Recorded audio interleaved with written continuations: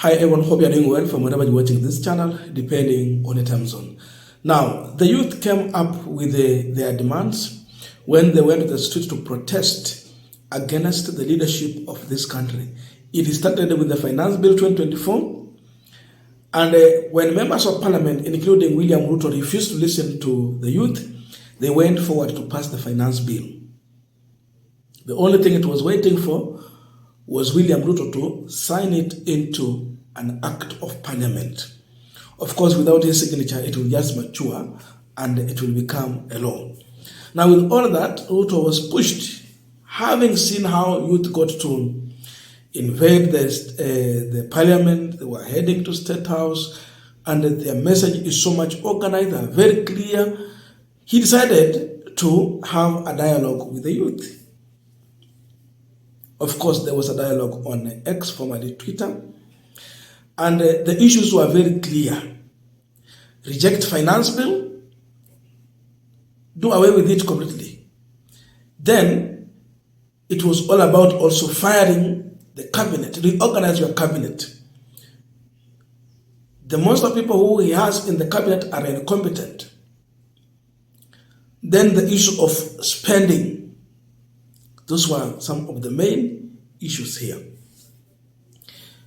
And of course, this was a discussion on X. Then after that, a solution was anticipated from State House. What did Ruto do after that? Number one, he went to revive the issue of a discussion they had earlier with the Azimio la Umoja National Dialogue Committee, NADCO. He went and revived it. Ni kitu tulikuwa tumesahau kabisa. He brought it back. And in a ceremonial event at KICC, he signed into that, constituting allowing the constituting of the IEBC commissioners. That is number one. Then after that, we had the issue of involving the opposition into a kind of unity government. Who asked them for that? Then another issue that Ruto has brought out is forming 150 committee members to listen to the youth and deal with the issue they are raising. So the youth have to form people and bring 150 of them for a dialogue. Now, that is now the position that Ruto is taking. After that, Mutahi Kahiga, the Nyeri governor, came out and he delivered a message seemingly from Gachagwa to William Ruto. What is he saying? Number one, people around you are misadvising you. People around you. That Gen Z's made demand. You engaged with them. They told you what they want. None of their demand was for you to put up a 150 team to negotiate. That's Mutahi Kahiga saying this. So he's dismissing the issue of committee and negotiations. That if it is firing your cabinet, fire it. If it is organizing it, organize it. That you are trying to move away from the reality, evading through dialogue and all those other tactics. That is Mutahi Kahiga saying this. But, when Mutahi Kahiga is speaking, that is Gachagwa's position. So here is their advice to William Samoei Ruto. Tell him, Mr. President, there are men and women around you who you could be calling advisors, but you are in the hole you are today because of the misadvice they have given you. And a wise man wakes up one morning, has a retrospection in himself, sees the way things are. It does not matter who is close to you. In politics, it is your skin that matters, and this is a nation whose hands and survival whose existence and survival are in your hands. It is important for you now to take action, the best action that you think should be taken. Call in your deputy, sit together, get in your cabinet, do everything that you can, bring in all your advisors and ask yourself, is this country moving in the right direction? If you are convinced it is moving in the right direction, Mr. President, then let's move on the way you are moving. But if you are convinced there is a reason to change, I humbly request you, as a man of God, to relook at the way this country is going, refocus. You made so many promises, they will not be achieved in this kind of atmosphere. The Gen Zs have made demands. You engaged with them. They told you what they wanted. None of their demands was for you to put up 150 team to negotiate I don't know what. They have clearly told you, we do not want you to do this, they want you to do this. It is that simple. If they say that you reorganize your cabinet, kindly do. If they say you sack it, do it. There are 50 million Kenyans who can fit in those offices.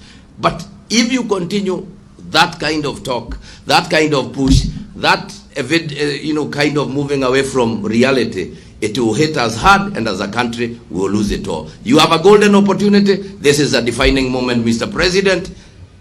Kindly think about this nation and do the very best you can. Now, we are continuing with this final discussion, but just a quick request. For those who are watching and you've not yet subscribed, please consider subscribing.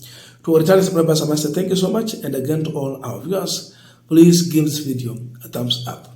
Thank you so much, and back to this discussion. Now, Mutahi Kahiga is talking about William Ruto calling his deputy, sitting together and doing what the youth have asked. That tells you that then Ruto is yet to sit down with this deputy, who is his principal advisor, to discuss the issue of the youth. That is now the interpretation of this. But then he goes hard to the president and tell him the reality. No wonder when Gen Zs get to Mutahi Kahiga's office, they always ask him to come out and declare his interest. He has been so loud and clear. His support has been with Gen Zs. Of course, there is reason behind that. The fact is that Gachagwa has been sidelined. So if we are fighting William Ruto, you are sidelined your boss or the person you are standing with. You can join those who are fighting him to deal with him decisively. So definitely, Gachagwa cannot come out openly to say that he is in support of the issue that Gen Zs are raising. He can only do that through a person he trusts and a person who can speak on his behalf. One man, Mutahi Kahiga, the Nyeri governor. Remember, Nyeri is Rigathi Gachagwa's home county. So this man has been speaking on issues that Gachagwa would want to speak about, but because of his position, he can't speak to it. Remember, Gachagwa has been accused of funding the Gen Zs, which is not true. No one is funding Gen Zs. If there is anyone, then Gachagwa is not on that list. But the message is clear here. When I'm here, President Reality, stop this drama of telling us that you want to form a 150 dialogue committee. The issue of 150 team of people to dialogue or discuss is a way of trying to bribe youth. The issue of money now comes to play. William Ruto, if he will get this team, he's going to bribe them, handouts zitatembea.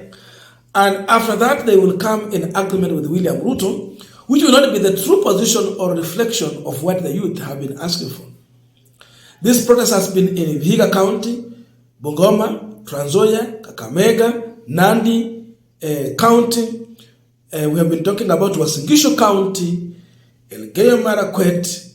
You're talking about Nyeri, Kirinyaga, Kiambu. It is all over. Kisumu, Homa Bay, it is all over. So you cannot use this way of saying that you want 150 people to come and represent the interests of the people. Youth have been very clear. They are leaderless, tribeless, partless, but fearless also. They are saying that our problems are very clear. It was written in the placards. Reject finance bill, that was number one. Stop corruption. reorganize your cabinet, overspending, constitute IBC. So the easiest one is to constitute IBC. And when the IBC is constituted, it is now very easy for the youth to collect signatures and try to recall their members of parliament and other leaders. That's why they're saying constitute IBC. So he has gone for the easiest one. But the main issue here ni mambo ya finance bill. Wachana nayo. Kiburi yake haiwezi mtoa pale, kwa sababu anahitaji hiyo yote. Lazima atafute watu wa kuhonga ndio wakubaliane na yeye aendelee hivyo. Mtaika is saying no. Wacha kucheza na watu. Don't take us around the circles. Deal with the issues. Wachana na hiyo ukora ya kusema nataka kuongea na watu kadhaa. And when it comes to firing Ruto's cabinet, he can fire the entire cabinet, but one man will remain in that cabinet. Regarding Gachagwa, his deputy. Why? Because Gachagwa was on ballot. He was elected. That's the reality. And that's our constitution. Gachagwa was elected. So, to fire him, you can only do that through an impeachment. Hakuna njia nyingine. Labda agonjeke tu by bad luck, square high. Wala wengine wote they will be fired if need be. So, Kahiga is standing with Gen Zs, and that is where Gachagwa is. So those who say that Gachagwa hayuko huko wengine, yes, you can listen to Mutahi Kahiga. The only lie they're saying that he's funding them. Hiyo ndio sijaona mahali popote. But Gachagwa is speaking the Gen Z language simply because he has been sidelined.